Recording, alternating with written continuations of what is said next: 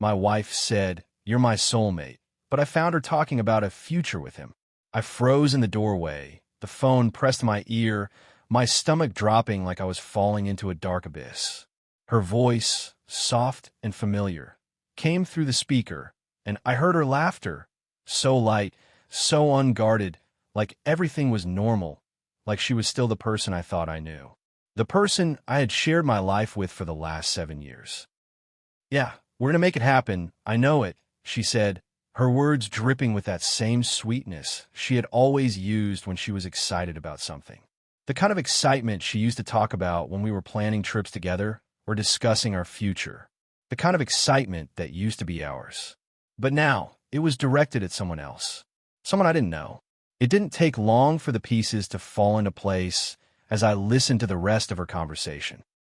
She was talking to him, Mark, the guy she had introduced me to as just a friend a few months ago. The same guy I had seen texting her late at night. The one she always seemed to have plans with when I wasn't around. The one I had started to feel uncomfortable about, but had brushed off because she reassured me every time, "You're my soulmate, Jake. I love you." It's just him. It's nothing. But now, here she was telling him that they were going to make it happen. That they had a future together.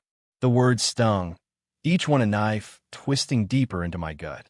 She was talking about a life with him, about plans for after we had just celebrated our anniversary last week. The anniversary where she held my hand, kissed me, and said we'd be together forever.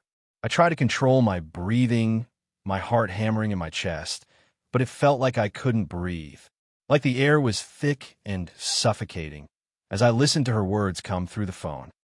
"I can't wait for things to settle so we can be together for real," she said. My mind was reeling, and all I could think was what the hell is happening. I didn't even realize I had been standing there for so long, until she stopped talking and I heard a muffled, "I have to go, Jake's home," followed by a soft click as she ended the call. The silence in the room was deafening. I dropped my phone onto the counter like it was burning me, my whole body trembling. This couldn't be real. It couldn't be. I had to have misunderstood something, right? I tried to convince myself that I hadn't heard it clearly, that there was some innocent explanation for it. But the pit in my stomach was telling me everything I needed to know. I wasn't wrong. I had heard it correctly. She was planning a future with him, not with me.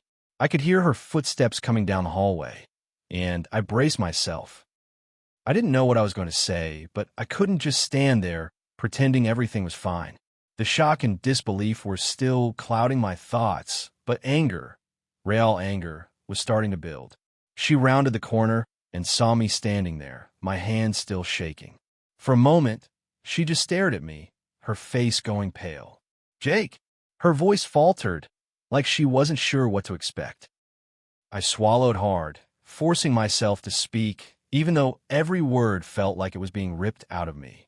"Who were you talking to just now?" The question came out more demanding than I intended, but I couldn't help it. I needed answers. Now, her eyes widened, and she opened her mouth to say something, but nothing came out. She shifted uncomfortably, and I could tell she was trying to decide whether to lie or try to talk her way out of this. But there was no way out now.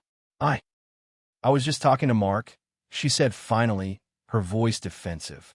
"Why? What's going on?" I shook my head, my throat tight. "You really don't get it, do you?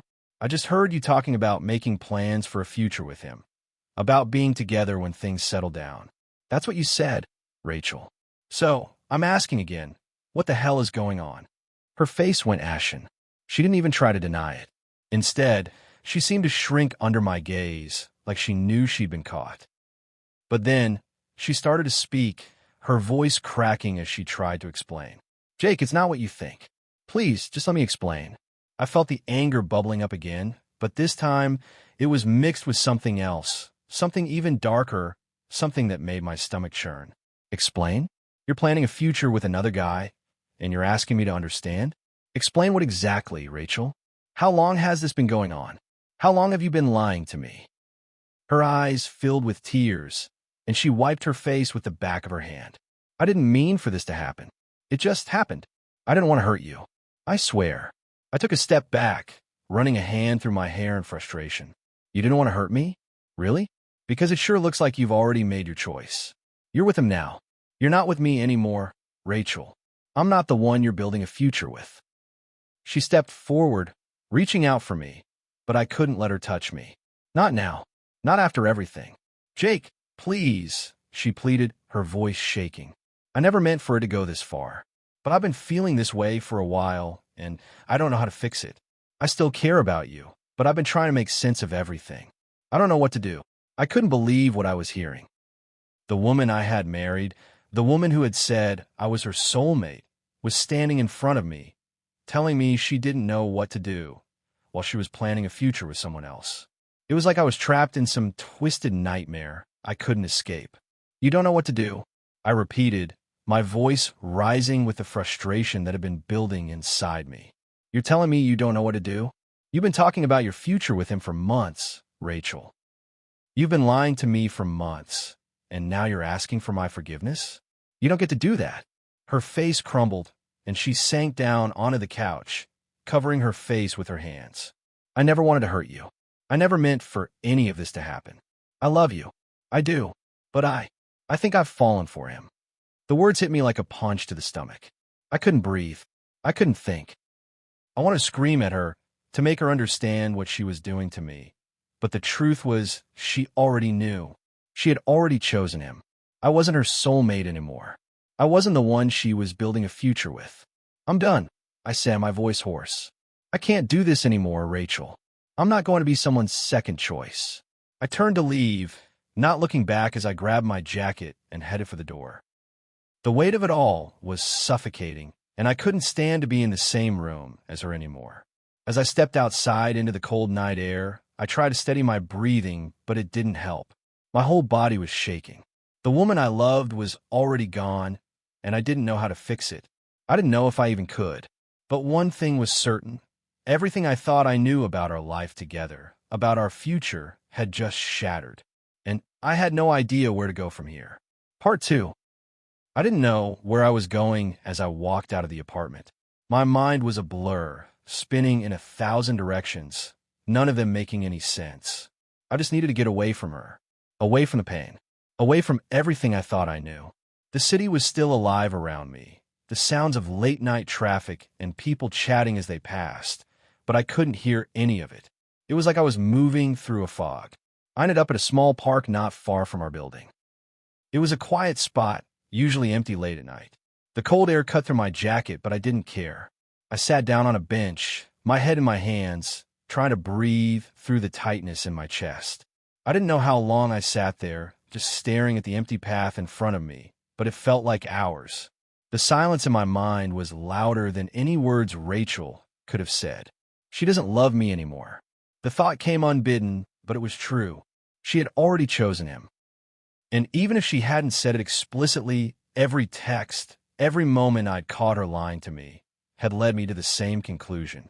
I'm not the one for her anymore. She'd fallen for someone else, and I had been so blind that I didn't see it. I wanted to text my best friend, Kyle. I wanted to tell him what had happened, tell him everything, but I didn't even know where to start. How could I explain this? How could I make him understand the betrayal I was feeling when I could barely make sense of it myself? I pulled my phone out of my pocket and stared at the screen for a moment, unsure. My fingers hovered over Kyle's name in my contacts, but then I saw a message notification. Rachel, Jake, I'm so sorry. I never wanted to hurt you like this. I know I've made a mess of everything, but please, we need to talk. I never meant for it to get this far. I still care about you. I just don't know what to do anymore. My heart twisted in my chest as I read it. She was still trying to justify it, trying to make it sound like she hadn't just fallen out of love with me, like she hadn't been planning a future with him. My fingers shook as I typed back, not even thinking about it, just reacting to the flood of emotions that were crashing through me. You've already made your choice, Rachel. You've been lying to me for months, and now you want to tell me you still care? You're with him. You've been with him for who knows how long. I don't want to hear your excuses anymore. I hit send before I could second-guess myself. It wasn't about what I wanted to hear anymore. It was about holding on to whatever shred of dignity I had left. My chest was heavy, the weight of everything we'd built together feeling like it was suffocating me. I didn't know how to move forward, didn't know where to go from here. The phone buzzed in my hand almost immediately, but I didn't check it. I couldn't. If I looked at her messages again, I was afraid I'd crack. I didn't know if I could handle hearing her voice anymore. I didn't know if I wanted to hear any more apologies. The night felt even colder now, like it was mocking me, reminding me how alone I felt. I had always thought Rachel and I were a team. We had talked about growing old together. We had talked about kids, a house, retirement plans. Hell, we'd even argued over where we'd go for our honeymoon someday. It was supposed to be us against the world. But now I was sitting on a bench, alone, with no idea how to even begin picking up the pieces. My thoughts wandered back to the phone call I'd overheard. I could still hear her words ringing in my head. We're going to make it happen. I know it. Those words weren't meant for me. They were meant for him. She had already built a future with him in her mind, and I was nothing more than an afterthought. Was I that easy to replace? The question haunted me. How could someone who had once been my everything, who had said we were soulmates, so easily choose someone else? I had spent so much of my life building a future with her, believing in us. And now I had nothing. I couldn't stay here forever, though. I had to face reality. Eventually, I had to go home, grab my stuff, and figure out what was next. But for now, I just needed to stay still, to stop moving, to stop thinking. The thought of facing Rachel again, having a conversation, feeling like I had to somehow fix this, it was all too much. A half hour passed, and I finally stood up, my legs stiff from sitting too long. I needed to get back to the apartment. I didn't know how I was going to do it, but I had to. The longer I stayed out here, the more I felt like I was running away from the reality I had to face. I had to accept that this relationship, this life I thought we had, was over, and I had to figure out how to move on. The walk back to the apartment was slower than usual. Every step felt heavier, like I was carrying bricks in my shoes. I reached the building, and before I could even go up the stairs, I saw Rachel standing outside, her face pale, her eyes red from crying. She was holding a bag in her hands. I stopped, not sure what to do. She saw me and took a step forward, her face full of pleading. "Jake, please just listen. Let's talk. Let me explain." I didn't know if I could stand there and listen to more explanations. I didn't know if I could hear her tell me again that she still cared about me. But I stood there, frozen, my heart pounding in my chest. "What's there to talk about, Rachel?" I said, my voice hoarse. "You've already made your choice. I'm not in it. You're planning a future with him. You don't get to pretend this is still about us."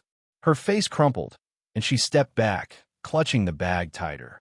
"Jake, I didn't mean to hurt you. I love you. I still care about you, I do, but..." I raised my hand to stop her. "No, I can't hear it anymore. I can't hear you tell me how much you care about me when you've already made up your mind, when you've already left me behind." She looked down at the ground, tears streaming down her face, but I couldn't find it in me to comfort her. I couldn't find it in me to be the person she turned to when she was in pain. Not after what she had done. I took a step back, not saying another word. I turned around and walked into the building, leaving her standing there, alone in the hallway. I didn't know what the future held, or how I was going to move forward from this. But I knew one thing. I couldn't stay trapped in a relationship with someone who had already moved on. I needed to figure out who I was without her. And that was the hardest part of all, letting go.